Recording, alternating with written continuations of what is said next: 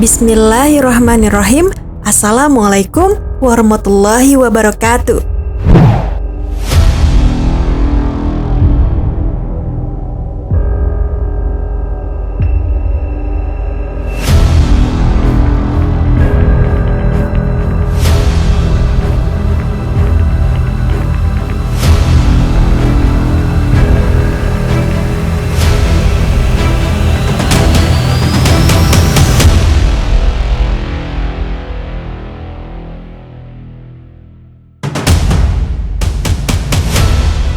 Sahabat Muslim, pada tahun kelahiran Nabi Muhammad SAW terjadi peristiwa besar, yaitu penyerangan Ka'bah oleh Raja Abraha dan pasukannya yang bernama pasukan gajah.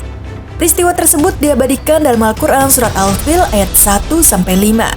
Kemunculan burung ababil pun di saat penyerangan pasukan Abraha terhadap Ka'bah merupakan salah satu bentuk kebesaran dan kekuasaan Allah Subhanahu wa Ta'ala.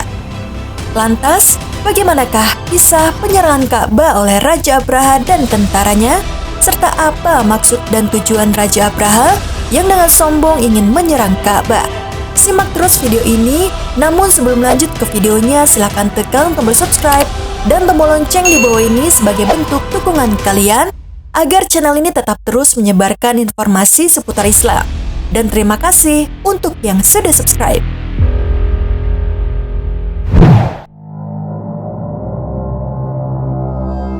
Sahabat Muslim, Raja Abraha memiliki nama lengkap Abraha al-Ashram. Pada saat itu ia merupakan seorang gubernur Yaman. Kisah Raja Abraha pun sudah dijelaskan dalam Quran surat Al-Fil ayat 1-5. Allah Subhanahu wa Ta'ala berfirman, "Apakah kamu tidak memperhatikan bagaimana Tuhanmu telah bertindak terhadap tentara bergajah? Bukankah Dia telah menjadikan tipu daya mereka untuk menghancurkan Ka'bah itu sia-sia? Dan Dia mengirimkan kepada mereka burung yang berbondong-bondong, yang melempari mereka dengan batu berasal dari tanah yang terbakar. Lalu Dia menjadikan mereka seperti daun-daun yang dimakan ular." Quran surat Al-Fil ayat 1-5. Kisah penyerangan Ka'bah oleh Raja Abraha ini diceritakan dalam kitab Ar-Rahiqul Maktum, Sirah Nabawiyah karya Syekh Syafi'i Rahman Al-Mubarakfuri. Kisah ini bermula ketika Raja Abraha yang merupakan seorang gubernur Yaman memiliki ambisi ingin membangun gereja yang tinggi dan megah di Syan'a. Bangsa Arab menyebutnya Al-Qolis, sebab orang yang melihatnya akan mengangkat kepala sehingga peci yang dikenakannya hampir terjatuh dari kepalanya. Saking tingginya bangunan tersebut. Tujuannya Raja Abraha membangun gereja tersebut lantaran ia iri melihat Ka'bah yang sangat ramai pengunjung tiap tahunnya. Ia bertekad memindahkan kunjungan bangsa Arab ke gereja yang akan dibangunnya, sehingga Yaman akan ramai pengunjung. Sebagai pusat keagamaan, kota Mekah menjadi destinasi utama yang kerap dikunjungi oleh umat Islam. Hal tersebut memberi kesempatan bagi pedagang-pedagang untuk menjajakan barangnya.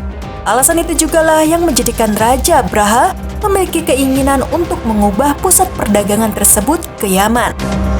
Berita tentang tujuan Raja Abraha membangun gereja tersebut sudah menyebar ke seluruh jazirah Arab. Maka orang-orang Arab keturunan Adnan dan Qatan tidak suka dengan hal tersebut. Juga orang-orang Quraisy sangat marah karenanya.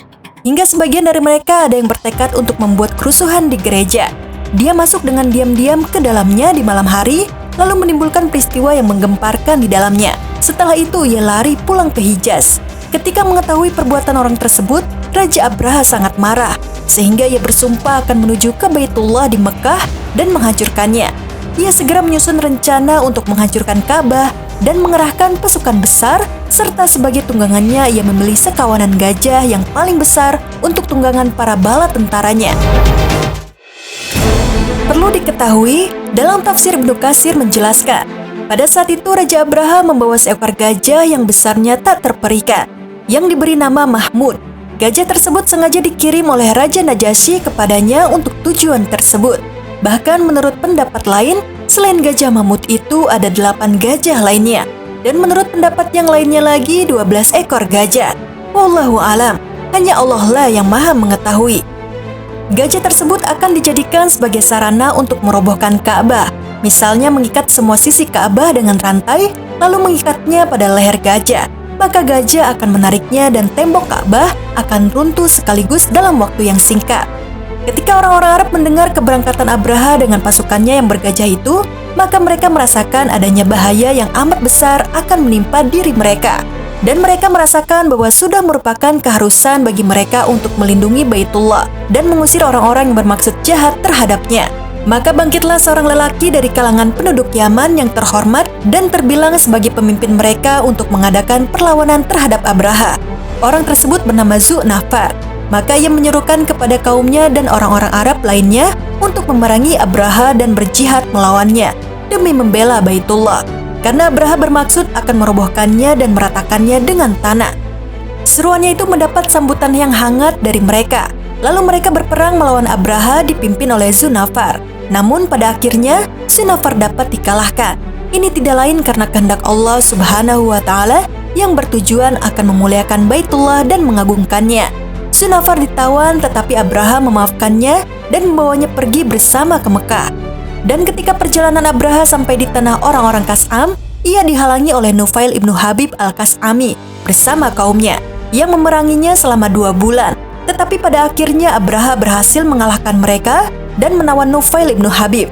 Pada mulanya Abraha bermaksud membunuhnya. Kemudian ia memaafkannya dan membawanya serta ke Mekah sebagai penunjuk jalannya di negeri Hijaz. Ketika perjalanan Abraha sampai di dekat Taif, maka para penduduk Taif datang menyambutnya dengan bersikap diplomatis dengannya karena takut dengan rumah peribadatan mereka yang mereka beri nama Al-Lata. Karenanya Abraha menghormati mereka dan mereka mengirimkan Abu Rigal untuk pergi bersamanya sebagai penunjuk jalan. Ketika perjalanan Abraha sampai di Al-Makmas, yaitu di suatu tempat yang terletak tidak jauh dari Mekah, ia turun beristirahat. Sedangkan bala tentaranya merampas semua ternak penduduk Mekah dan sekitarnya atas perintah Abraha sendiri. Dan di antara ternak unta yang dirampas terdapat 200 ekor unta milik Abdul Muthalib. Dan tersebutlah orang yang diserahi oleh Abraha untuk memimpin perampasan ternak itu adalah komandan pasukan terdepannya yang dikenal dengan nama Al-Aswad ibnu Maksud. Lalu ia dikecam oleh sebagian bangsa Arab melalui bait-bait syairnya, menurut apa yang diriwayatkan oleh Ibnu Ishaq. Abraha mengirimkan Hanata al-Himyari ke Mekah dan memerintahkan kepadanya supaya kembali membawa orang Quraisy yang paling terhormat. Dan Abraha menyampaikan kepadanya bahwa dia datang bukan untuk memerangi kamu, terkecuali jika kamu menghalang-halanginya dari Baitullah. Maka datanglah Hanata ke Mekah, lalu ditunjukkan kepadanya rumah Abdul Muthalib ibnu Hashim. Lalu ia menyampaikan kepadanya apa yang dikatakan oleh Abraha. Maka Abdul Muthalib mengatakan kepadanya, "Demi Allah, kami tidak berniat untuk memeranginya. Juga kami tidak mempunyai kekuatan untuk itu. Ini adalah Baitullah yang disucikan dan merupakan bait atau rumah kekasihnya, yaitu Ibrahim. Maka jika dia mempertahankannya, sudah wajar karena ia adalah rumahnya yang disucikan. Dan jika dia membiarkan antara baitnya dan Abraha, maka tiada kemampuan bagi kami untuk mempertahankannya." Hanata berkata kepada Abdul Muthalib, "Kalau begitu marilah engkau pergi bersamaku untuk menemuinya." Maka Abdul Muthalib berangkat bersama Hanata. Dan ketika Abraha melihat Abdul Muthalib, ia terkejut melihat penampilan Abdul Muthalib yang tinggi, lagi berwibawa dan tampan. Maka ia menghormatinya dan ia turun dari singgasananya, lalu duduk bersama Abdul Muthalib di hamparan permadani. Abraha berkata kepada juru terjemahnya untuk mengatakan kepada Abdul Muthalib mengenai keperluannya hingga datang menghadap kepadanya. Abdul Muthalib berkata kepada juru terjemah Abraha, "Sesungguhnya aku datang untuk keperluanku sendiri, yaitu sudilah kiranya sang Raja Abraha menyerahkan kepadanya 200 ekor unta miliknya yang telah dirampasnya." Abraha terkejut dan mengatakan kepada juru terjemahnya bahwa katakanlah kepadanya, "Sesungguhnya pada mulanya ketika aku melihatmu, aku merasa kagum dengan penampilan dan wibawamu. Tetapi setelah engkau berbicara kepadaku, kesanku menjadi sebaliknya. Apakah engkau berbicara kepadaku hanya mengenai 200 ekor unta yang telah kurampas darimu, sedangkan engkau meninggalkan baitmu yang merupakan agamamu dan agama nenek moyangmu? Padahal aku datang untuk merobohkannya. Lalu mengapa engkau tidak berbicara kepadaku mengenainya?" Abdul Muthalib menjawab, "Sesungguhnya aku adalah pemilik unta itu, dan sesungguhnya bait itu mempunyai pemiliknya sendiri yang akan membelanya." Abraha berkata, "Dia tidak akan dapat mencegahku dari merobohkannya." Abdul Muthalib berkata, "Kalau begitu, terserah engkau." Menurut suatu pendapat, sesungguhnya bersama Abdul Muthalib terdapat segolongan orang-orang terhormat dari kalangan orang-orang Arab. Mereka menawarkan kepada Abraha sepertiga dari harta Tihama, dengan syarat Abraha mengurungkan niatnya dari menghancurkan Ka'bah. Tetapi Abraha menolak tawaran mereka dan mengembalikan kepada Abdul Muthalib 200 ekor untanya.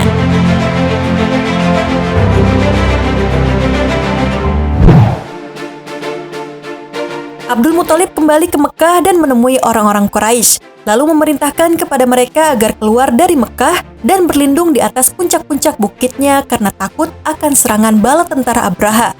Setelah itu Abdul Muthalib pergi ke Ka'bah dan memegang pegangan pintu Ka'bah, sedangkan di belakangnya ikut beberapa orang dari kaum Quraisy.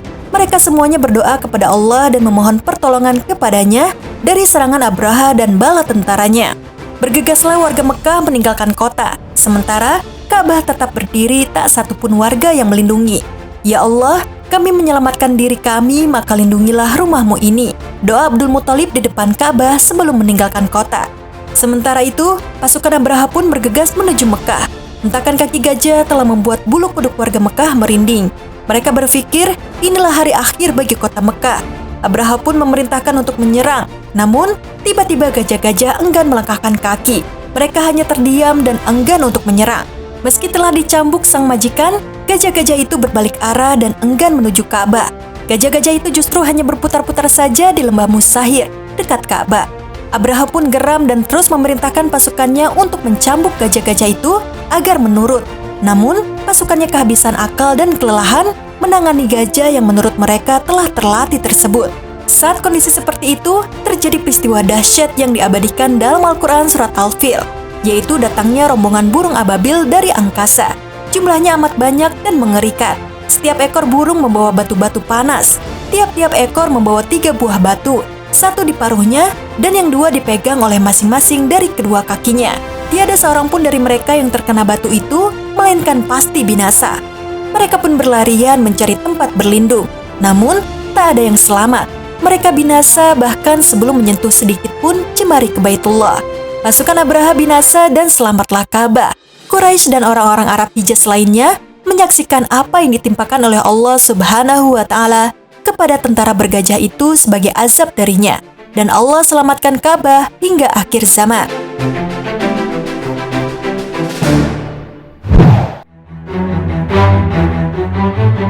Sahabat Muslim, itulah kisah Abraha dan pasukan gajah yang dengan sombongnya ingin menghancurkan Ka'bah, kiblat umat Muslim saat ini.